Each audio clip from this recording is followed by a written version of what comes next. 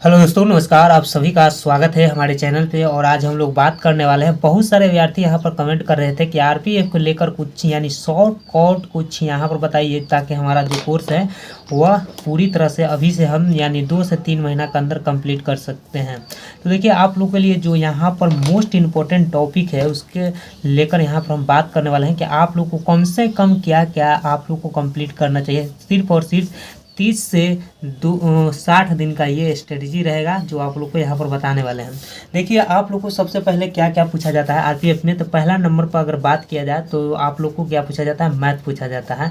Math कितना number का रहता है, 35 नंबर का रहता है। कम से कम इसमें आप लोग को जो अटेम्प्ट करना होगा, कम से कम 30 तो सही आप लोग को इसमें करना होगा, तभी रिजल्ट आप लोग को बनने वाला है। नेक्स्ट की अगर बात किया जाए तो नेक्स्ट अगर बात किया जाए यहाँ पर तो रीजनिंग कितना नंबर का आता है, तो यहाँ पर आता है 35 नंबर का। देखिए, यहाँ पर आप 35 में 35 बना सकते हैं, 30 में 30 भी बना सकते हैं, लेकिन यहाँ पर भी हम मान के चलते हैं 30 नंबर आप लोग को कम से कम आना चाहिए।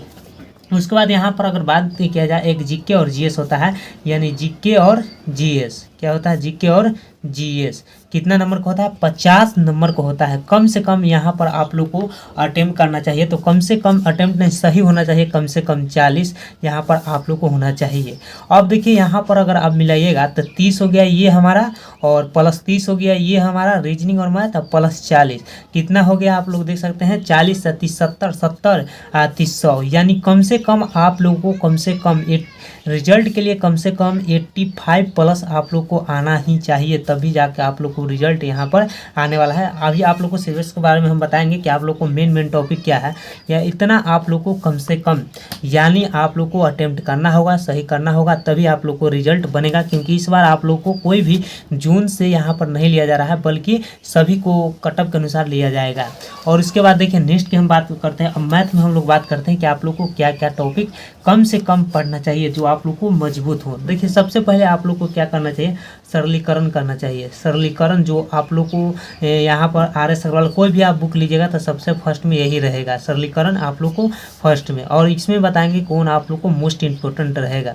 दूसरा की बात किया जाए तो यहाँ पर देख सकते हैं संख्या पद्धति, क्या संख्या पद्धति आप लोग को कम से कम ये रहेगा हमारा दूसरा नंबर पर। और तीसरा नंबर पर इसमें बताएगा कि आप लोग को कौन मोस्ट इम्पोर्टेंट चैप्टर होगा, ये होगा अनुपात यानी सनुपात, जो कि आप लोग अच्छी तरह से जान रहे हैं। बहुत सारे विद्यार्थी इसके बारे में भी जानते भी हैं और देखे भी हैं और पढ़े भी हैं।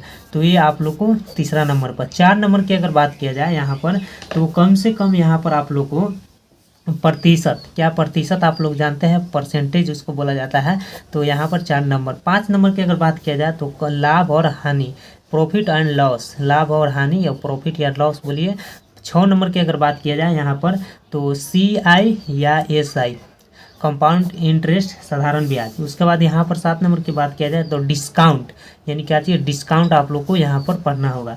उसके बाद यहाँ पर देख लीजिए समय और कार्य, यानी टाइम एंड वर्क, समय और कार्य, क्या समय यहाँ पर क्या होना चाहिए, समय और कार्य आप लोग को होना चाहिए, समय और कार। देखिए यहाँ पर टाइम एंड वर्क इंग्लिश वाले आप लोग देख सकते हैं। उसके बाद यहाँ पर बात किया जाए क्षेत्रफल, ये क्षेत्रफल और आयत। देखिए, अब इसमें आप लोग को कौन कौन चैप्टर इंपॉर्टेंट है आप लोग को यहाँ पर बता रहे हैं। देखिए, मोस्ट इंपॉर्टेंट चैप्टर सबसे पहले तो आप लोग को अनुपात अनुपात, ये आप लोग को मोस्ट इंपॉर्टेंट चैप्टर है।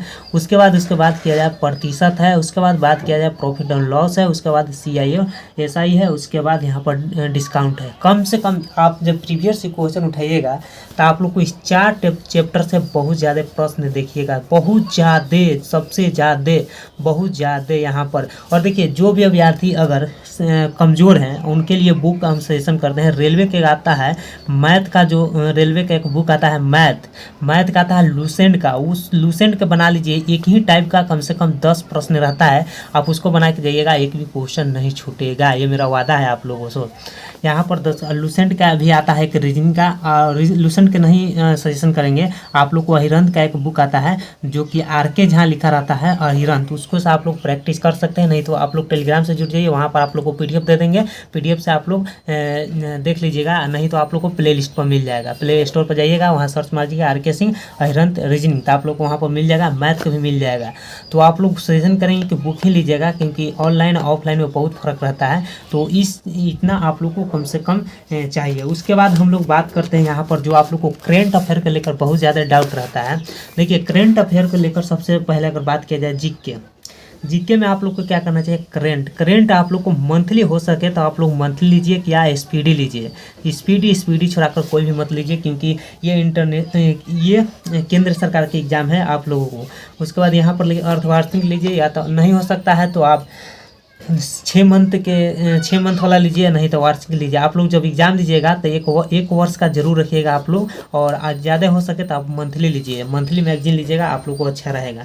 और देखिए आप लोग को कब से पढ़ना है, मार्च से आप लोग को कम से कम इसको, मार्च में नोटिफिकेशन आया है आरपीएफ का, तब मार्च से आप लोग को चाहिए ही चाहिए। उसके बाद यहाँ पर देखिए आप लोग को इतिहास की अगर बात किया जाए, हम लोग रीजनिंग के अगले वीडियो में बात करेंगे। अभी हम जीएस का बात कर रहे हैं और जीके की बात कर रहे हैं। यहाँ पर प्राचीन इतिहास और एक होता है आधुनिक इतिहास, ये सबसे ज़्यादा आप लोग को प्रश्न पूछा जाता है। देखिए आधुनिक इतिहास में 1857 के क्रांति से लेकर 1947 तक आप लोग को पूरा रट जाना है।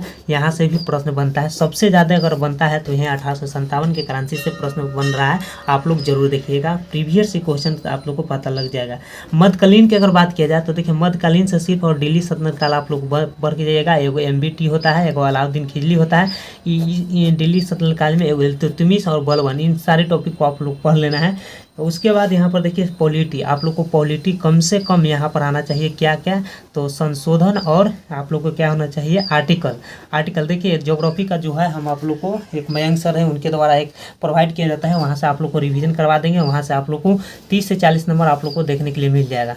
तो आप लोग को पॉलिटी में संविधान संशोधन आर्टिकल याद होना चाहिए बिल्कुल दम। और उसके बाद रीजनिंग का अगले वीडियो में हम लोग बात करने वाले हैं, क्योंकि वीडियो लंबा होने वाला है। देखिए आप लोग को बता दें कि इस वीडियो चैनल से आप लोग जुड़े रहिए। करेंट अफेयर और जीके जीएस आप लोग को ट्रिक के माध्यम से मिलते रहेगा। नेक्स्ट मिलते हैं, तब तक के लिए धन्यवाद।